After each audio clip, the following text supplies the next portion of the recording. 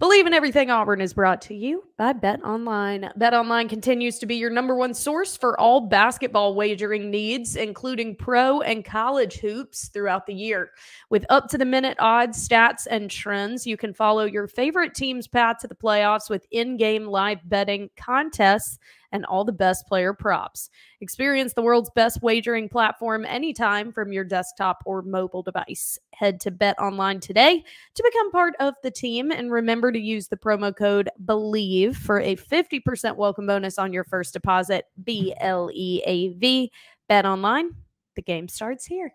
War Eagle, everyone. Welcome back to Bleav in Everything Auburn. I'm TaylorDavis. He's Jason Campbell. We welcome you into another episode. Hope everyone's had a great week since we last spoke. Jay's got another week down in his fatherhood journey. Seems like the bags under your eyes are a little less. We're getting some more sleep, I think, right? Yeah, I'm getting a lot more sleep, but a lot of that smelly stuff, Okay, thank you. I was about to say, don't say the word. Babies are so lovable and smell so good until they don't. And that's why, that's when like, oh, something's wrong here. Let me go change this diaper. It's just floating in the air. That's selfless love, Jay. Oh, goodness. That's up and close, personal. I learned one thing. So when babies get hungry, yeah, they get extremely strong. So strong? if you're not getting them something fast enough, they start grabbing your hand with this strength and just, they get what they want. What they want. Yeah. Yeah. So, don't ever let people tell you, oh, babies are strong. No. Until they're hungry. She's a woman on a mission. Honestly, it doesn't change. I become my most ferocious when I'm hungry, You're hungry and when you're tired. If people won't let you sleep and they're Retweet. bothering you, she lets you know. She lets you know 3 things: when she's sleepy, when she got a dirty diaper, and when she's hungry. So if you do those Who could 3 blame things, her? yeah, she does those 3 things. She's awesome. Well, we are going to get an appearance at some point. He teased me saying that he was going to bring her in, but she was sleeping. So we'll get a sight one day. But let's talk a little bit about what is going on around Auburn. It's kind of a slow period right now. We're 6 days away from spring practice starting, which is insane. Typically, we would have a midweek basketball game. They don't have one this week. The next game is this weekend. Baseball has started, but just a series under their belt, so not a ton of breakdown to be able to do there. Auburn gymnastics is coming off a road loss to LSU. They're getting closer to postseason. The SEC championship meet is the 3rd weekend in March, if I do believe. So there are things happening for sure, but of course, we're football heavy around here, so we'll start with that. Spring ball just 6 days away.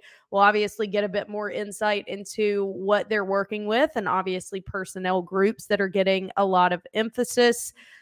Give us kind of an insight into what you anticipate this spring season in particular is going to entail, because you and I were talking before we started recording. There's been a lot of change to this coaching staff, a lot of change in that office, a lot of unfamiliar faces at this point. So you need every day that you possibly can to get that to gel on that side of things. But what will this spring really put an emphasis on? Ooh, it's a lot of new faces at this program, right now. And anytime there's a new coach, the first year you have kind of what you call a fill out year. And so this season, everyone goes back to the board. Everyone kind of feel like, okay, what do we need to add? What do we need to, how do we create more steam heading into the spring? And, you had a really good recruiting class. So that was a good start. And now you're looking at it like, okay, the coaching staff has changed in a lot of ways. You see a lot more of Coach Freeze's guys that he's coached with in the past. Derek Nitz when he was at Ole Miss. You see Vontrell got moved to the defensive line coaching job. Coach Garrett left to take the job at Jacksonville. And, instead of them going outside, they felt like Vontrell was a guy who's kind of earned that right. He's been there with Coach Garrett all year last year. He's kind of, understand the scheme and what they want to do. And he's one of those young coaches with a lot of energy, which what it takes nowadays with a lot of these young guys. Right. So that D-line position, coaching that position, which will have a lot of talent this year. Got guys in the portal and in high school. Coach Durkin coming in as a DC, someone that that has familiarity as well, and so I think overall, spring is a huge part of this. Last year, Thorne wasn't here in the spring, so you kind of go into the off season still not knowing who your quarterback is and everything, and now you bring a guy in like Thorne midsummer, and he's all of a sudden he's a captain on your team, and then he's you're starting quarterback, and sometimes things go too fast. Where he doesn't have time to gel. And I think now that this year there's a full off season, there's film to go back and watch and see what you did, what you didn't do well. And I think going into the spring, there's going to be, a lot of questions to be answered. How does this young receiving core that we have that came out of high school, Cam Coleman and Perry Thompson, when he gets here in the summer, and these guys, how much would they pay a part of being in this offense? How much will Auburn lean on them from a receiving standpoint? Yeah. Just as well as some of the transfer guys they got in that position. So everyone knows about the run game. Offensive line and receiver is going to be the two questions. Of course, we already know the quarterback. Who's the quarterback? Conversation will come up every week. But to me, it's going to be offensive line and receivers. Who answers the bell in the spring? So you feel better about the defensive line than a lot of people do right now, then? Yeah, I feel better. You got some guys that came in. Like I said, you got Keldrick Falk, who's a year older, got a lot of experience last year. Gage Keys came over from Kansas, supposed to be a good player. Tria Carter came over from University of Texas, supposed to be another solid player. Okay. You still got, Jason Jones from last year. This is his senior year, so I expect him to pay a lot of big dividends this year. I think from the rush end position, I think McLeod, you still got him. I think, he's going to be looking to have a big season as well. Yeah. And then you look at the linebacker core, you add the guy from Duke.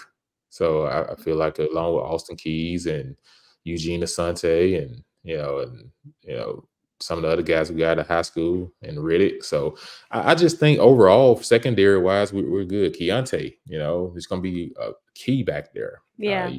Keontae, you talk about, just a lot of young talent from last year that's coming back defensively that I feel good about. To me, it's just you lose Gunnar Britton, and how do you replace him on the offensive line? Dylan Wade, will he be a big force this year, starting at left tackle? Now that it's his second, full year being here at Auburn. Right. We got Too Tall Miller. So there's a lot of guys in this place offensive line that make this offensive line where they can be really, really good. Right. They really can. It's like I said, you got to be able to throw the football, though. Who's going to throw the football? Who's going to catch it? Yes, exactly. Okay, so Perry Thompson comes in the summer. Cam Coleman is here already. Okay. So that's huge for him. All right. And we have, I think Bryce Kane is here right now. So a couple of guys are here right now. Yeah. And the Georgia State receiver that transferred in, he's here. So spring is going to be loaded with a lot of these guys. It's just a few guys that come in the summer that's going to add some people. But how do we jumpstart this thing? This because we can't do what we did last year where you played 10 receivers. It's just not. It's impossible. Yeah. You got to narrow that thing down to 6 guys and say, hey, these are the guys that's in rotation this week, and you need it to be consistently every week. You also got to have one that you just really feel like is that, like, screw it, he's down there somewhere kind of guy. And we haven't had that in a while, just that kind of comfort blanket. Somebody's going to show up out of that group that we wasn't. Yeah, I think so too. And all of a sudden he's going, ball out. It's been a minute since we've had one of those. Like you said, the quarterback conversation is going to come up weekly, and it certainly will when I'm with you, because I just have to pick your brain about it. When you go into a spring like this, look, the reality is when the transfer portal window opened in the winter, Hugh Freeze very intentionally was not super aggressive about a quarterback. He was even public in saying Peyton Thorne is going to be our guy. Frankly, I think the bowl game is what changed everything, because that bowl game, he had every reason to perform so much better than he did, because we had seen small steps of progression. We started blaming it. Well, not blaming it. We started attributing it to, like you said, he wasn't here in the spring. So we had to allow for some time to develop chemistry. We started talking about the differences in play calling, that it was, that up and down of who's calling plays. Hugh finally takes over. Okay, Peyton can click. We started attributing it to the wide receivers and how inconsistent they are. They're not creating separation in their routes. No quarterback can get comfortable. Okay. So then we get to a bowl game. You've had extra preparation. You've had extra time. There really, like, all of those excuses are out the window. And he played so terribly in that game that now this coaching staff is going, all right, you know what? I want it to be you. I hand selected you. I have turned a blind eye to other options because I want to make this work. But I can only do so much. Like, you have to hold up your end of the bargain as well. And so this is a very important spring for Peyton in particular. And he's got several young guys that, yes, present with themselves some risks as well, but at least you're dealing with the development upside of it, that these guys could be the future. And maybe this year is going to have some bumps and bruises, but there's a long-term play. Peyton doesn't have that. It's this year or bust. And so every week could be potentially wasted on that decision if he doesn't step it up. What has to be showcased this spring? Because yes, summer is important. Fall camp is pivotal. But things are taken away from spring. You start that process right now. And with all of those quarterbacks that are there in the wings, what would Peyton have to establish starting next week? Oh, one is command and leadership. Okay. And the reason I say that is because he's going to be dealing with a lot of young guys at the receiver core. Right. So how you handle those guys can dictate their confidence. And what I mean by that is you got to be someone that's willing to have some grace with your young guys, understand they may run a wrong route here or there. But you also need to understand some of these guys are going to make you look good because they are, they're very talented. There's a reason that they have that, it's that stigma beside their names, so, he's going to have to show like, hey, get them guys confidence, but can they believe in him to put the ball where it needs to be when it's supposed to be there? Can he make the decision to keep the offense on schedule? You're right about the bowl game. I thought, that would have been a great opportunity for him to kind of head into the offseason with some momentum and some steam. But instead, you heard after the game, Coach Freeze say, hey, this thing is going to be an open competition. Why? Because Holden Gurner got out there and, whether when he came in, he was prepared or not, he didn't look like he was ready at that time. Then all of a sudden, Hank Brown comes in there. He hasn't played a down all year, and he looks like the best quarterback, in command at that time. Says a lot. Yep. Of course, we can say it was late in the game, but it's just the fact that the way the ball was coming off his hand, there was no indecision. It was like he was reaching out and the ball was just coming out. It was no hesitation. So when you see things like that, it make you wonder, okay, man, this kid, may have a shot. And then everyone watched Walker White and his All-Star game, and he shows a lot of promise. And I've seen him in person. He looks like a SEC quarterback. Does he? He's a guy that's very confident in himself. So I'm not opposed to having young quarterbacks start more, because all the 7-on-7 nowadays, these kids start off at 7th grade going through 7-on-7s, travel ball, all these different things. Now they come into college more equipped and more prepared than the days when I came in. Just because they have so much more at their display before they even get here. All these Elite 11 camps, and where they going through so much film and everything. So a lot of the high school offenses, some of those guys have been hired at the college level. You look at Gus. You look at Hugh Freeze. You look at what's my coach at Sanford, Red Lashley. You look at all these guys. They was all at high school, right? And you know what I'm saying, these was offenses they was running. So now those coaches are now in college. So a lot of this stuff that these guys are running in college, high school coaches are running the same stuff because of all these. When they go to these seminars and stuff, they're giving them the information of how they run their offenses. So these kids come well prepared. To me, you can go with a young freshman quarterback. We have a good offensive line. We have a really good run game. and then you have weapons that can make him look good on the outside.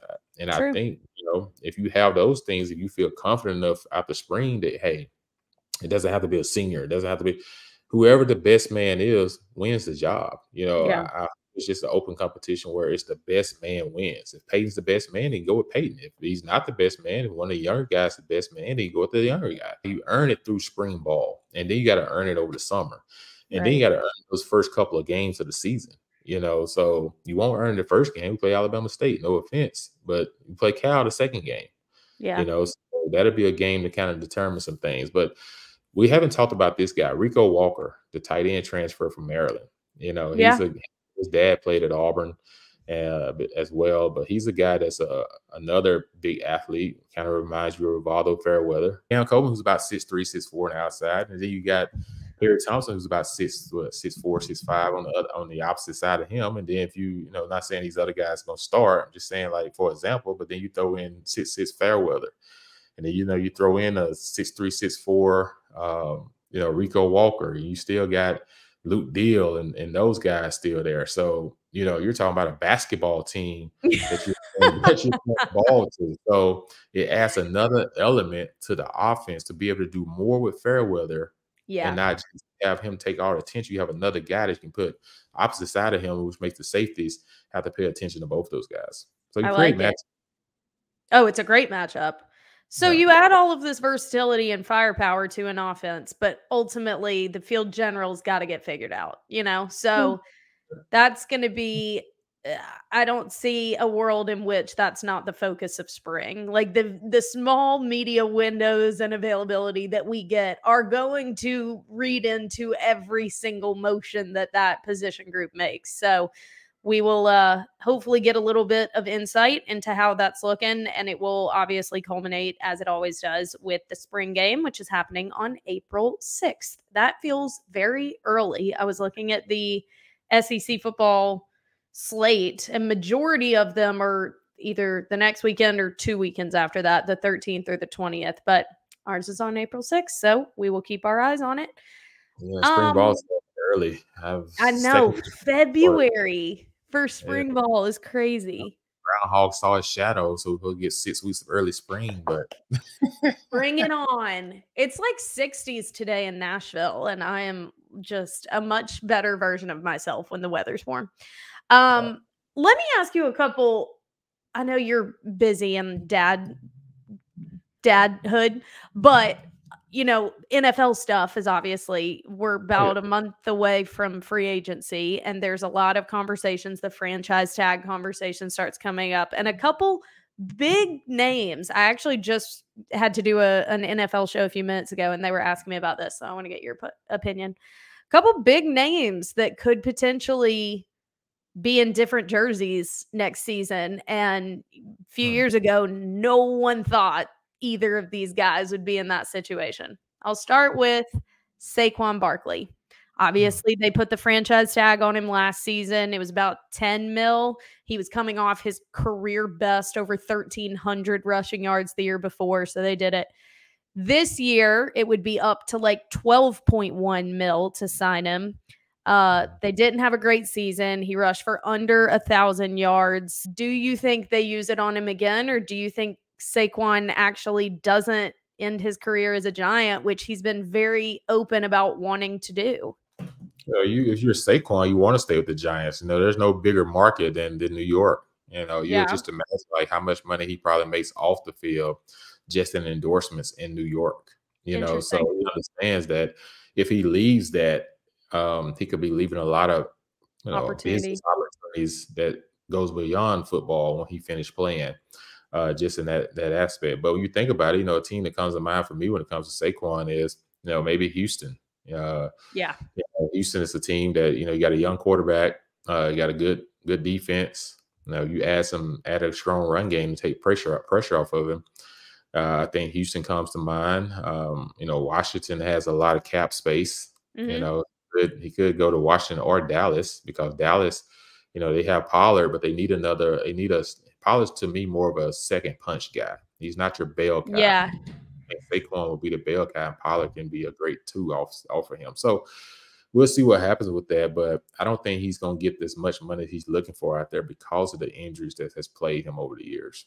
Agreed. And the fact that he just turned 27, which is insane to say, but with running backs in particular, 27 is actually the age that things kind of start to shift in terms of contract, just because of the nature of the position and the wear and tear that you're taking on. So I don't think that from a business perspective, I don't see the Giants doing it. I mean, that's a 20% raise when his performance declined this season. And yes, there's a variety of factors that you contribute to that. But when you make it black and white, which you do in business, I don't really see that. But I agree. I don't know that that's necessarily going to equate to more money for him, but it could equate to playing in bigger games. And at the end of the day, when you are a guy like Saquon Barkley, that whenever he hangs it up, there is a ton of respect, and he's done a lot in the league.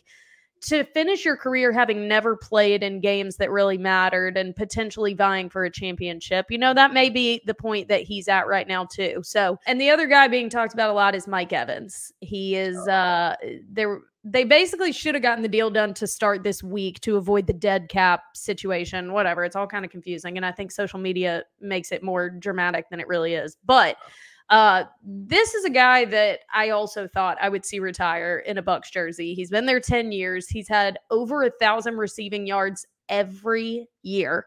Like, that's insane. Like, consistency at that level is very, very rare. And I know how much he matters to that franchise. Yeah, I thought about being a GM one day in the pros, but then I just kind of decided to go in a different direction. My thing is, I would probably say Mike Evans. Tampa's going to try to re-sign him because he helped Baker Mayfield so much this year. Yeah, and they're probably going to re-sign Baker to probably a 2-year contract. That's what I was going to say. They got to figure out Baker too. So they probably need Mike Evans there. The thing, though, with Mike, I would hope they would do him like they did Fitzgerald. Like, Arizona just kept taking care of Fitzgerald. Yeah. He ended up playing pretty much his whole career in Arizona. Mike Evans, that type of guy. Agreed. If you're Tampa, you got to take care of your own guys, man. Like, he's done so much for that franchise. Like, you understand you're not going to break the bank with him because he is an older receiver, but pay him fair. You know what I'm saying? Sure. And everything, and keep him there. Like, that means a lot to take care of your own people. He hasn't missed games. I know. He's been consistent. Like, he's been tough. He's been there. Yeah. If he doesn't resign with Tampa, if I'm Kansas City, I go get Mike Evans. And I put Mike Evans in Kansas City with an experienced quarterback, Mahomes and Kelsey, and those guys. Like, he wants to play for a Super Bowl. Even though he won one with Brady a couple of years ago, he wants to play towards the end of your career. You want to be either competing for a championship or having a chance at just getting your name in it to be able to fight for it in January. So I like 2 places for him. I like Kansas City, 1, veteran quarterback. 2, if T. Higgins doesn't resign in Cincinnati, I like Mike Evans going to Cincinnati. Yeah, that's good. I'd prefer that. Stop giving talent to the Chiefs. We're over it. Interesting storylines for sure. And we'll be in the time where a lot of chaos ensues at the end of March. So football's year round around here. You know what I mean? But it is also basketball. And as much as it pains me to have to discuss what the frick happened this past weekend, the whiplash that we alluded to on last week's episode continued because this team unfortunately lost to Kentucky at home, a place that hasn't seen very many losses in the Bruce Pearl era. We fell to Kentucky 70-59. It was also the worst shooting night at home in the Bruce Pearl era. We have never shot under 32% from the field and under 20% from 3 at home under Coach Pearl, which is both a compliment and a disappointment because that's just a testament to what this program has been consistently under him.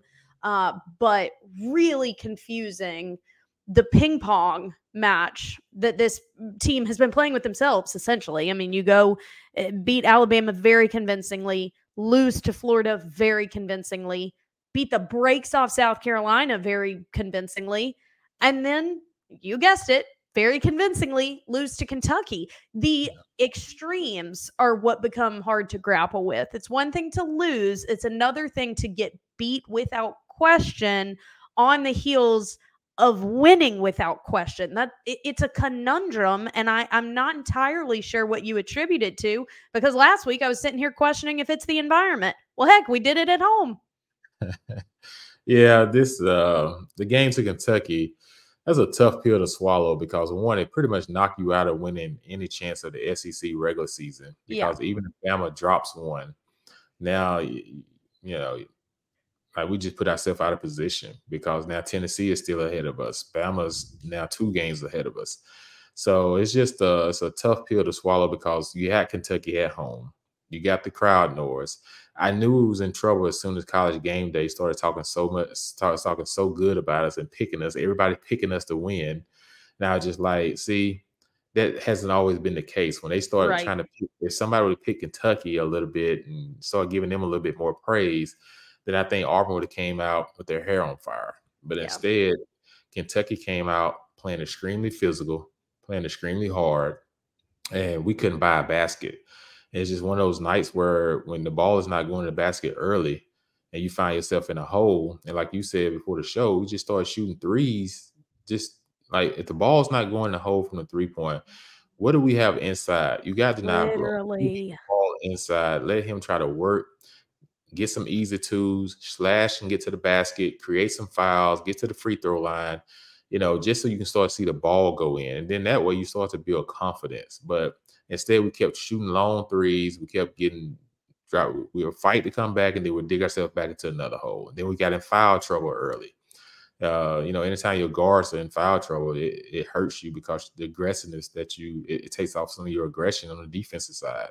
Yep.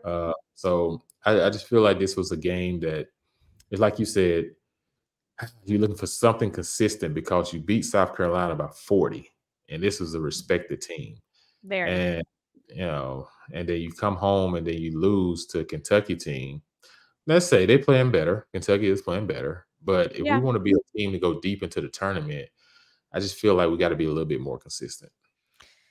Yeah, consistency has certainly been an element of it in very obvious ways. Also, very disappointing to see the injury to Jalen Williams, who went down during that game. It was said that he was out indefinitely. There is optimism around Auburn that it'll be a couple weeks, so we could have him back for the final couple of games. What do we have? 5 regular season games left? That's crazy. We got Georgia, and I think we have Tennessee. State, Missouri, and then Georgia again. That's wild. So we will be getting into SEC tournament play and ideally the NCAA tournament and March Madness. I love March Madness, and it will certainly be more fun if Auburn's able to make a run. But yeah, with 5 regular season games left, Jay, I mean, I don't know if that can even quantify establishing consistency at this point, but in some realm, you have to start to create that, because there is going to be no depth in the tournament if that piece is missing. You can't be the team that's, which one are we going to get, this extreme or that? Like, that's not going to bode well. You're going to have the same result that we did last year. So think about the tournament too, Taylor, is your guards usually carry you in a tournament. Think about the year that we went to the Final Four. It was Bryson Harper. Totally. Of course, we got our guys, O'Keefe and those guys down low battling and everything, but you're going to have Janiyah and Jalen and all those guys. They're going to be battling, you know what I'm saying? But our guards have got to shoot the ball well going down the stretch here. We need Holloway to get fired. We need him to get his confidence back. He struggled. We need Trey. We need Trey to still be aggressive. And, he got in foul trouble the other night, but we need him to keep that aggression and everything. KD is very streaky. You know that about KD, but you're going to get 100% effort. You just don't know if it's a hot night or a cold night. He is a gamble in a basketball player.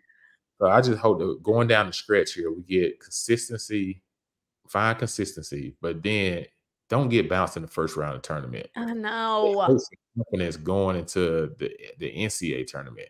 Stay in it for a couple of days. Have a shot to win that thing and carry that. That's what helped us that year too. We had so much momentum riding into the NCAA tournament. Right.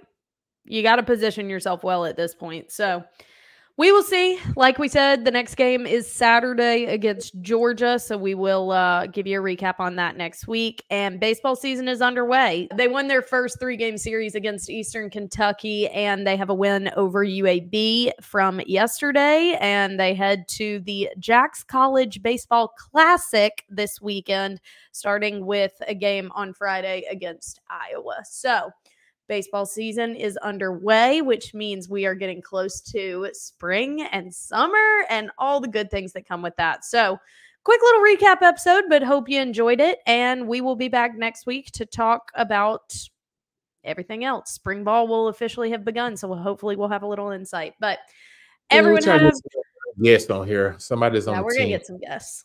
I know we say that a lot and then don't do it, but we are going to get some guests and more exciting things to come. So hang with us.